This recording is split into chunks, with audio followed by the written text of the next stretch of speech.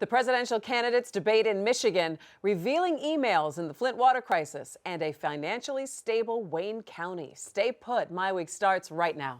Did you know Gordon Food Service was started by a 23-year-old entrepreneur as a butter and egg delivery business more than a century ago? In 1948, school teacher Gerard Wendell Hayworth borrowed $10,000 from his parents to start a woodworking operation in his family's garage. It's now Hayworth Incorporated. These are just some of the ways Michigan's pioneers started out as small companies with big ideas. We are the business leaders for Michigan. Funding is also provided by Delta.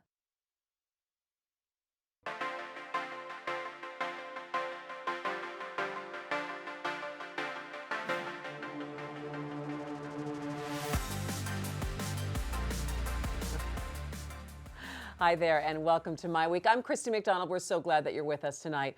Fresh off of Super Tuesday, the presidential campaign has rolled into Michigan. The Republicans are debating in Detroit tonight. The Democrats converge on Flint on Sunday.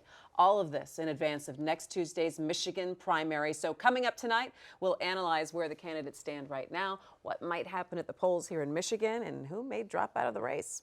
Also tonight, emails reveal that Governor Snyder's top advisors flagged the issues with Flint's drinking water 2 years ago. We'll take a look at why the problem wasn't fixed back then.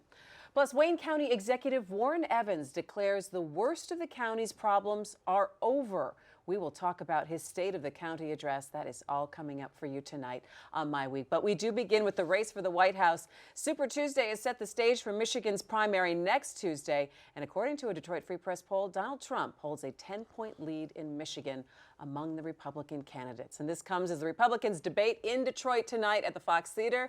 And missing from tonight's debate, hometown candidate Ben Carson. We will start there with our MiWeek contributors, Nolan Finley of the Detroit News, Stephen Henderson of the Detroit Free Press. Guys, it's good to see you.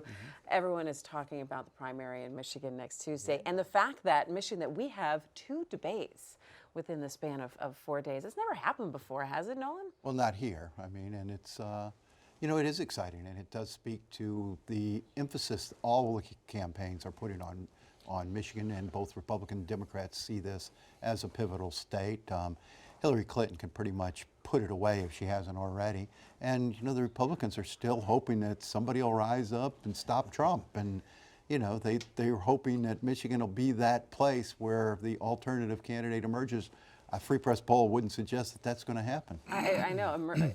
Alternative candidate, huh? Do you think? I don't know who that is at this point, right? It's, I mean, the run that he had on Super Tuesday was at least as big as people anticipated, and he can't probably win outright the nomination, but I mean, he's gonna have the most delegates, and Michigan is gonna be part of that. So it's interesting. Today, Mitt Romney is coming out with a large speech, basically to stop Trump. That he's a phony, he's a fraud.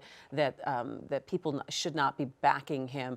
Is Mitt Romney the right guy to do this, to speak for the Republicans? And is the establishment just essentially sending more anti-establishment Republicans to Trump's corner? Well, I mean, he's a guy, and I mean, there's going to be a lot of guys and a lot of people out here now thinking, hey, you know, we've got to get serious here. This was amusing for a long time, and now it's not so funny. I mean, I don't think it was ever funny. All right, so Stephen says it was never that funny, but isn't it a little too late, though? I don't know. I mean, we're not that deep into it, but people, you know, kept waiting for somebody to derail Trump, and the assumption was it would happen, that one of these days, one of the ridiculous things he said would stick. And I'm not sure, you know, when you talk about the Trump phenomena, and if you look at the voter turnout from last Tuesday, from Super Tuesday, I'm not sure this is all a Republican wing that's pushing Trump. I don't think there's that many of them. I think he's drawing in a lot of independents here, a lot of, you know, non-traditional Republicans certainly, but a lot of non-Republicans to boot. The turnouts in most of those states were 2-to-1 Republican over Democrat, which suggests to me there's this Trump surge going on. And I don't know how you stop that. Well, he's saying he's bringing more people into the party. And if you're a GOP establishment, wouldn't you say, well, if he's bringing in independents and he's bringing in other people, he's growing our party. So shouldn't we be supporting him? No, I mean, I think what Lindsey Graham said this week really captures the fears that the Republican establishment has about Donald Trump. It's what he's saying. It's how he's trying to attract voters. It's the fact that he probably can't govern if he does win that concerns him. I mean, he's as much a threat to Paul Ryan as Speaker of the House in Washington as he is to anybody else. I mean, this is not just a sort of alternative view of conservatism that he's espousing. It is a sort of nativist populist view that most Republicans would say, look, we don't want that to represent in our party. Now, I would argue that they've been sort of coyly appealing to that instinct for a really long time, and Trump is sort of a manifestation of that sort of unmasking itself. But you certainly have Lindsey Graham and Paul Ryan and Mitt Romney, I expect, will also talk about how this does not, for them, represent what they think Republicans should be But about. more important is the people who write the checks for the party, who are just beside themselves. I talked to a major funder last week who said, I cannot vote for this man, but I absolutely cannot write him a check. And they're worried about the structure of the party. When you talk about the Republican establishment, you can say, oh gosh, all these people out there saying, well, we don't want any part of the Republican establishment. Well, they better start digging in their pockets, because those are the people who fund the party and keep it going, and they are absolutely not going to fund Trump. What about Michigan? Let's take a look at where the support is. I mean, we've seen other candidates in here. Marco Rubio was here yesterday also. John Kasich and Bernie Sanders was here. So they're stumping around. But taking a look at the Republicans specifically, Nolan, where are people lining up in the state in terms of these large funders that you're talking about? Well, I mean, there's been a really big shift toward Rubio as the candidate that might be acceptable to rise up and take some support away from Trump. I mean, Ted Cruz has been in this race and did okay on Super Tuesday. And, to a lot of people, Ted Cruz is just as bad as Donald Trump. He's a demagogue. He's, just people don't like him, and people in the party don't like him. And as Lindsey Graham said, if you killed Ted Cruz on the floor of the Senate and the trial was in the Senate, no one would convict you. Thank you, Lindsey Graham, for chiming in on that. Stephen, what do you expect to see tonight from the debate? And do you have front row seats at the Fox or what? I actually don't. I need to be writing and editing, and I figured it'd be a lot easier to do that actually at my house, which is just around the corner from the Fox. But I probably will be over at the paper. I mean, I expect that this debate. I mean, there's no reason to expect this debate will be any different from the others. I mean, they sort of devolved into shouting matches. Worse. You think it'll be worse tonight? Yeah, or? I think the desperation level is growing for those non-Trump candidates, and he gets more, obnoxious, if you will, by the week. I mean, his victory speech the other night with that, he said he's a lightweight. Right. And, well, the change he's a sweater. I think the significant thing that's happened in the last 2 weeks is the change in Marco Rubio's tone. I mean, this was someone who was trying for a really long time to be the sort of adult candidate that would attract the sort of traditional Republican voters. He has started, just sort of talking about crazy things about Donald Trump. Really, do you think that's working for him, though? No, I mean, I don't think it is. We had an editorial board with him yesterday, and he's become now obsessed with Donald Trump. And we kept trying to get him to talk about his position. He just kept wanting to go back, and Donald Trump is this and Donald Trump's that. Trump is under his skin.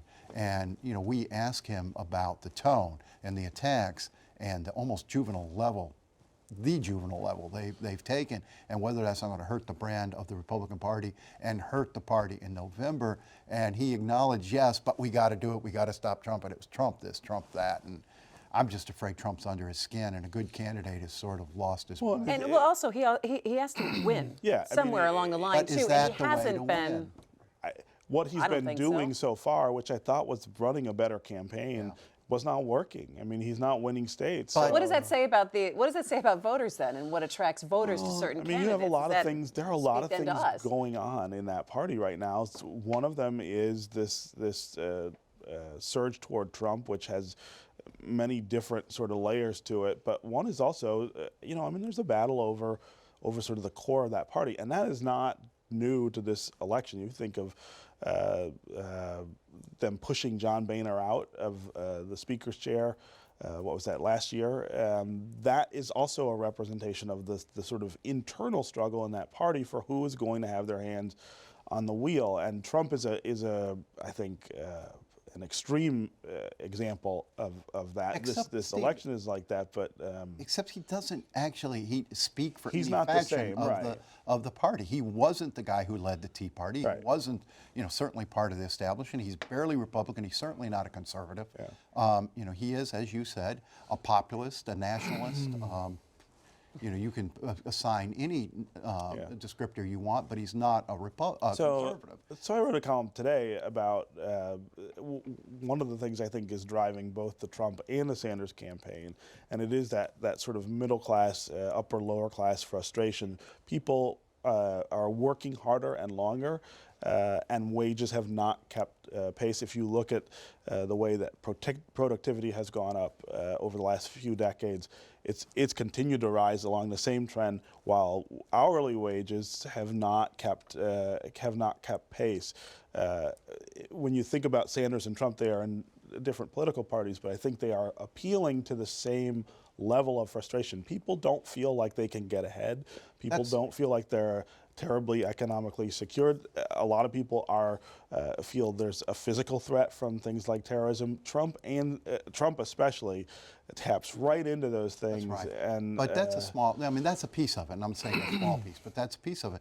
But as we've said before, voters are angry, voters are discontented, but they're discontented about a lot of things. Sure. And you've got all of these people who are angry about different things, sort of uniting behind these alternative candidates, and I'm not sure they're even listening what they're saying. I ran into somebody who said, gosh, I'm torn between Trump and Sanders, and I'm like, What? they're not even close. Wait, what? No, I've heard a lot of people say that. Yeah. But it's a feeling for a lot of people that they don't have much say in what's going on in government. A lot of things have been forced on them that they feel like they weren't ready for, or they didn't have a voice in. There's looking abroad and seeing the world sort of in turmoil, and that makes them nervous. And it does, I think, reflect on what happens when too much power gets centered in Washington, and it's unresponsive to the people. And the people don't feel they can influence Washington the same way they can do their local governments or their state And governments. those are very real feelings. Before we leave the politics conversation, I do want to touch on the Democrats briefly. Are you going to be at the debate in Flint on Sunday night? I am actually going to do Meet the Press on Sunday, so I will not be there. All right. Well, he dropped that name while he picks that up. Nolan, are you going to be up there? Yeah. And what do you think that we're going to be able to see from the Democrats? Oh, you're going to see a lot of, if I were Rick Snyder, I'd just put my steel pants on and hard hat and not listen to it, because it's going to be all about how, Rick Snyder did this to the poor people of Flint, and he did that. They're going to exploit that Flint situation in a way that probably won't do much good for the people of Flint. What do you think? I think the governor's got to take it. Governor's not running for president. This is a colossal screw up that's cost people. It's killed some people, it's poisoned lots of other people. I don't have a lot of sympathy for him. I do suspect that one of the things that we're seeing on that side is Hillary Clinton adopting some of the language that Sanders has been using to talk about that middle class frustration, to talk about wage inequality, the sort of cultural shifts in the country. I think that's going to continue because she's really just trying to solidify the base running into the convention. All right, well, it's going to be all politics all the time in Michigan here until Tuesday. And so make sure you tune in on Monday, primary eve, for our live broadcast from Detroit. We're going to be talking politics with pundits, elected officials, voters, Detroit's movers and shakers. We're going to take a look at Michigan's role in the presidential race and weigh in on the candidates. So that is Monday, March 7th, 7:30 p.m., right here on Detroit Public Television. And if you are not near a TV, you can watch our show live, MiWeek.org, and share your thoughts through Twitter and Facebook. So the three of us live in Detroit, From a Monday bar. night. from a bar, talking We're doing politics. MiWeek in a bar. What could possibly go wrong? It could be the best idea. It could be the worst idea. You don't want to miss this No, one. you don't want to miss this one. All right, but turning now to the Flint water crisis. Newly released emails show that Governor Snyder's top aides pushed for an urgent fix to Flint's water quality back in 2014. That was just 6 months after the emergency manager switched the drinking water source from Detroit to the Flint River. Despite these early concerns, the corrosive water was never treated properly. You know this. Residents drank it for nearly 2 years. So this email dump that came out over the weekend, and you go through all of these various documents and you see Dennis Muchmore, especially the chief of staff, saying, hey, raising a lot of these red flags. You see counsel for the governor's office saying, we need to take a look at this, and looking at the dates of these messages going way back. So my question through all of this, and Nolan, let me start with you. If the chief of staff is raising these concerns and counsel to the governor's office are raising these concerns, and aren't they the ones that are supposed to be the closest to the governor, how come the governor didn't know about this? I don't know what he knew or when he knew it. I think we're getting closer to those answers with each email dump. It's I don't know, that's baffled me throughout this thing. I can see that he might not have known there was lead. Somebody might not have told him about the Legionnaires. That's all sort of, I get, you can get how that might have happened, but people showing up in the Capitol with jugs of brown water, you've seen it on TV, brown water coming out of taps. How much more tests do you need? It would seem like you would just say, shut that off. Let's shut that off and fix that. And it seemed like there was a whole lot of bureaucracy going on and a whole lot of hand-wringing going on, not much action, and I really don't get that. Or it's also this, don't bug the boss, or make sure that you have everything straight before you even get to the boss. Or, there's a couple lines of emails like, I don't want to go over your head. Tell me if it's okay if I can approach. Or in my best RPA, relentless positive action, I'm going to do this. And so to me, it looks like this culture of, don't tell me if it's don't not nobody good. Bring me no bad news. There you go. Right? There no, you go. I think Does it seem that way? Well, I think there's no question that comes across in the emails, and I think people who are around the governor would say that that's one of the things that defines the culture in this administration. People are hesitant to bring him bad news. Not enough people can get in his office, I think, is the problem. Although I'm not sure I don't think that's terribly unusual. That he communicates mostly with the chief of staff and some other. Right. I mean, you can't close have aides, but he everybody doesn't- running I'm in not and even talking sure to he him. You was- understand that. He was, had the chief of staff had his ear. Yeah. I think there's a couple, 3 people up there around him that he truly trusts. Right, and everybody Don't else. you Everybody think else that's- is like saying, well, Don't you think that's a huge problem if his chief of staff Well, doesn't have it? and here's the other sort of dimension of this part of the story.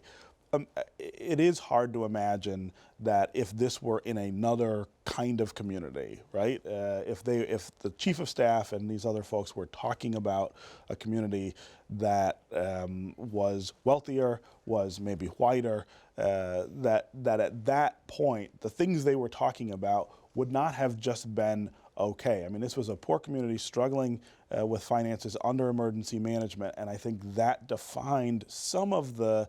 I mean, you don't see anyone saying, "Hold on a second, whatever we do, we've got to stop the water from being polluted." No one ever takes that step, and I just don't believe that would have happened in Birmingham, for instance. Yeah, but there was so much. I mean, Birmingham would have never come to this place. I mean, there was so. No, but there's a reason for that too. There was so much, I think, frustration with Flint, and so much wrong with Flint that they were dealing with all at once. What folks don't talk about that was going on simultaneously is this huge violent crime wave they had going on, and the administration was pouring tons of resources and attention to that.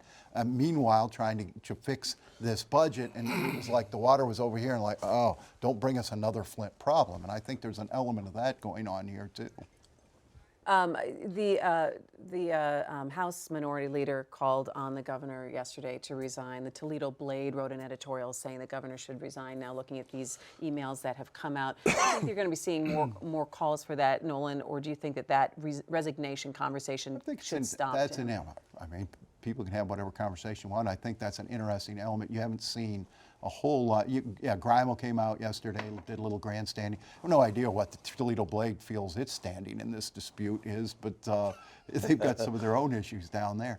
But as far as you look, the unions have been fairly quiet, at least the big union, UAW, and the Teamsters. It's like Steve said, I think, a few weeks ago. The worst thing that could happen to Democrats is for Snyder to resign and give Kelly a 3-year head start on this gubernatorial race. I think that's true. I think politically that's not a smart thing. I also think that the standard for resignation is whether he can continue to govern and fix the problem. You elect people to hold them accountable for the mistakes that they make and fixing them, not to say, well, you made this mistake and you got to go. That's just my. All right, let's finish up tonight with an upbeat State of the County address from Wayne County Executive Warren Evans this week. Although challenges remain, he says the county is financially stable and headed in a positive direction. That is a far cry from just over a year ago when Evans took office and the county's accumulated deficit was more than $82 million. This was some big good news that came out for him. Would you say Warren Evans did a good job in this past year? Well, and here's an example, and of course where nobody wants to talk about it, but here's an example of the emergency manager working quite well for a community. Warren Evans went to the governor, went to the state and said, we need to have a consent agreement under the emergency manager law. And he got that, and he used that consent agreement to leverage the sort of changes he needed in Wayne County to put them on a track to financial stability. They got a long way to go still. But I think but it worked for them. What was really interesting too, though, is he said, now I want to have, and I thought of you instantly, Stephen, I want to have the larger conversation on how we fund city and county government. Right. I mean, here's an example of the emergency manager law doing what it could do and the limitations of it. That Warren Evans will tell you that there are not enough sources of revenue for the county, that the way property tax revenues recover from the kind of recession we have is broken.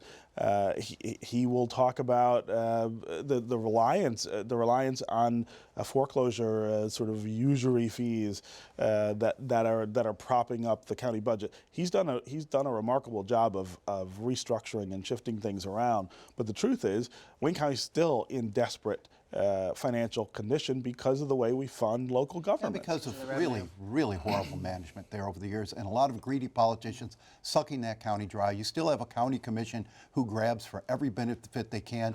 Part-time county commissioners making $80,000 a year. But take that out of room. Yeah, but you take can't, that out of. you Hold can't. on. You've got to deal with that sort of waste. But first. he's taking care of that. He's Yes, taking care not. of that. He's taking care of. Their paychecks are still $80,000 a year for a part-time. They meet once a week. You know, government on the Part-time cheap is one of the things that I think, again, we're seeing proven ineffective over and over. Working in Oakland County.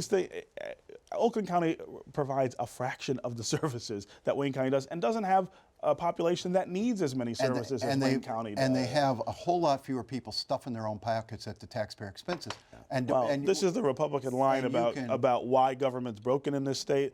It's half of the picture. It's not the full. Healthcare for life. These commissioners have healthcare for life, pensions on a part-time job, and then you have the nerve to come to the people and say you're not giving us enough money? Okay, we got 45 seconds left. I want to talk real quickly about the future of the jail, because that's one thing he talked about, saying that that's still a project that could get done. Well, it's a terrible example of how government, ineffective government, puts the people in a horrible situation. Corrupt, I think. Yeah, but they're also looking at the fact that I never thought that we'd see it. They're not going to, that they could actually go through with the small scale down version of it on, I don't think they have a choice. I mean, they can't move it out to Mountain Road. That's not going to work financially. They're in a position to be able to borrow a limited amount of money to finish the site that they have, and that's the way it's going to go. By the time they're done, that jail will cost about $500–600 million. Supposed to cost $300 million. Wayne County is the author of its own misery. All right, I think we should have a show just talking about funding governments and what the scale of government. I think that we're going to have a 3-hour show on that. All right, thanks, guys. That's going to do it for this edition of My Week. Thanks so much for joining us. Remember, mark your calendar for our live presidential primary show Monday, 7:30 p.m. You can always find us at myweek.org and on Facebook and on Twitter. I'm Christy McDonald. We'll see you next time on My Week. See you Monday.